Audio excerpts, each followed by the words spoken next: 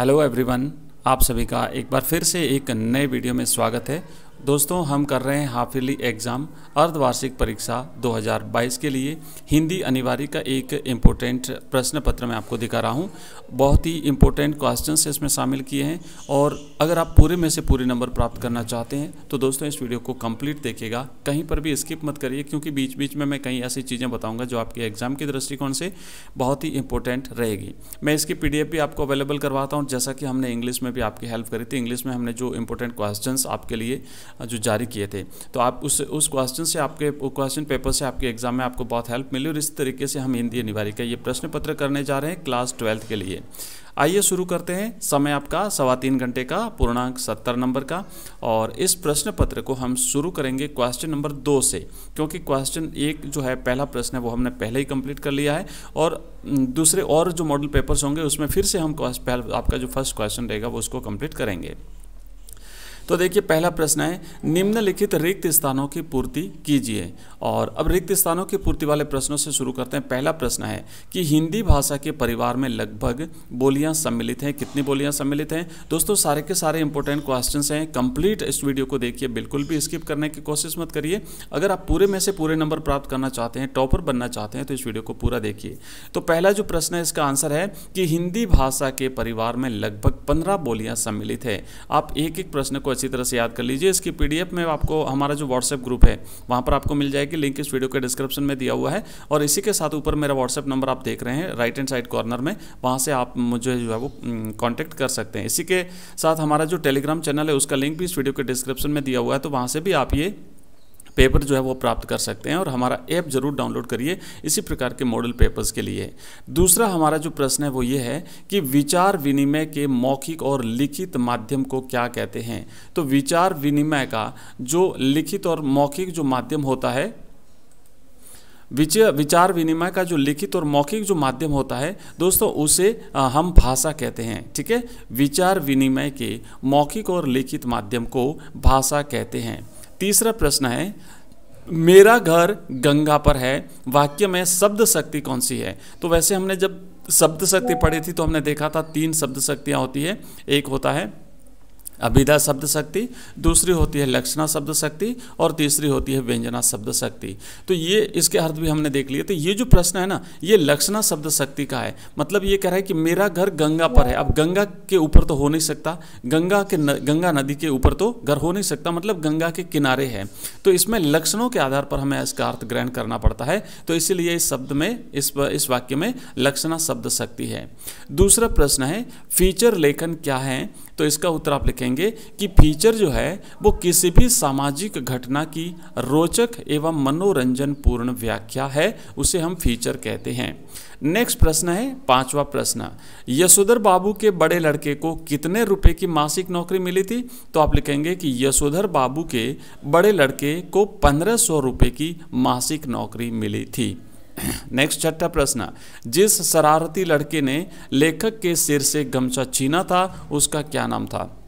दोस्तों इस प्रश्न का आंसर करने से पहले मैं बता दूं कि जो हम यहाँ पर मॉडल पेपर्स कर रहे हैं हिंदी कंपलसरी के लिए, इसी तरीके के दूसरे जो आपके सब्जेक्ट हैं उसके भी मॉडल पेपर्स हम करवाते हैं, जैसे कि हिंदी साहित्य, history, political science, English compulsory, geography, इन सब के मॉडल पेपर्स आपको यहाँ पर अवेलेबल करवाएंगे। और हिंदी के इसी टाइप के और भी कई सारे मॉडल पेपर्स मैं लेकर के आपके लिए आता हूँ। और इसके अलावा जो आपका जो एग्ज़ाम का पेपर होता है और आपके जो एग्ज़ाम्स हुए हैं उसका सॉल्यूशन भी करवाते हैं। तो अगर आपका जैसे ही एग्जाम कंप्लीट हो जाता है और आप उसका अगर सॉल्यूशन चाहते हैं तो आप मुझे मेरे WhatsApp नंबर पर आप अपने पेपर की PDF बना करके सेंड कर दीजिए, मैं उसका सॉल्यूशन आपके लिए अवेलेबल करा दूंगा। नेक्स्ट जो इसका प्रश्न है कि जो शरारती लड़का था जिसने लेखक के सिर से गमछा छीना था उसका नाम चव्हाण था। अगला प्रश्न है 7वां, किशनदा की कौन सी छवि यशोधर बाबू के मन में बसी थी?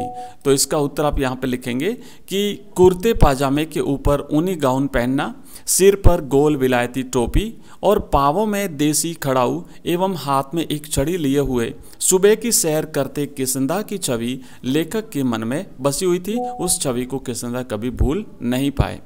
आठवां प्रश्न है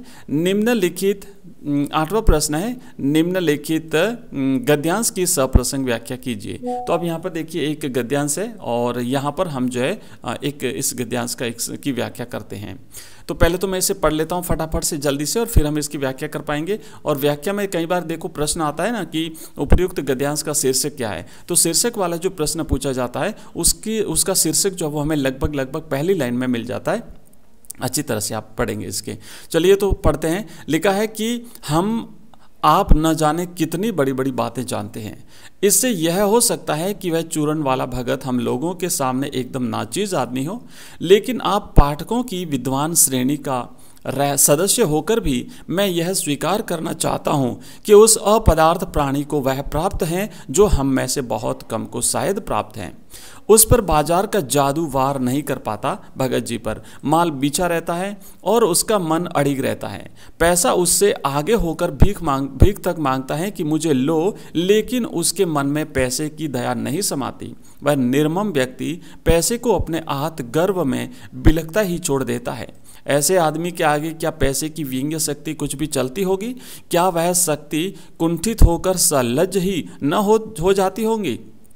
तो ये आपके बाजार दर्शन पाठ से लिया गया प्रश्न है। जैनेन्द्र कुमार इसके लेखक हैं और इसकी करनी आपको सप्रसंग व्याख्या। तो दोस्तों जैसे ही आप किसी भी गद्यांश को या पद्यांश को पढ़ते ही आपको समझ में आ जाना चाहिए कि कौन से चैप्टर से आपका ये लिया गया है और इसके लेखक या इसके कवि कौन है। क्योंकि सबसे पहले जो संदर्भ लिखा जाता है उस संदर्भ में आपको ये दो चीज़ें लिखनी कंपलसरी होती हैं। तो आप यहाँ पर लिखेंगे उत्तर, उसके बाद सबसे पहले हम लिखेंगे संदर्भ। क्योंकि जब सप्रसंग व्याख्या करनी होती है तो उसमें संदर्भ लिखा जाता है, प्रसंग लिखा जाता है और उसके बाद और फिर अंत में विशेष लिखा जाता है। तो पहला लिखेंगे कि प्रस्तुत गद्यांश हमारी पाठ्य पुस्तक आरोह भाग 2 में संकलित बाजार दर्शन पाठ से लिया गया है। इसके लेखक जैनेन्द्र कुमार हैं। आगे लिखेंगे प्रसंग। इस अंश में प्रसंग में यह लिखना है कि इस अंश में लेखक चूरन बेचने वाले भगत जी के चारित्रिक गुणों की विशेषता का वर्णन करता है, प्रकाश डाला गया है। फिर व्याख्या करेंगे। तो व्याख्या में आप लिखेंगे कि लेखक कहता है कि वह और अन्य लोग अनेक बड़े बड़े विषयों से संबंधित जानकारियां रखते हैं। चूरन वाले भगत जी की जानकारी के मामले में लोगों से बहुत पीछे हैं, यह बात मानी जा सकती है। लेकिन स्वयं लेखक यह मानता है कि वह भी पाठकों की तरह एक जानकार आदमी है। जानकार होते हुए भी वह मानता है कि चूरन वाले भगत जी में एक ऐसा गुण है जो हम में से बहुत कम लोगों के पास है, देखने को मिलता है।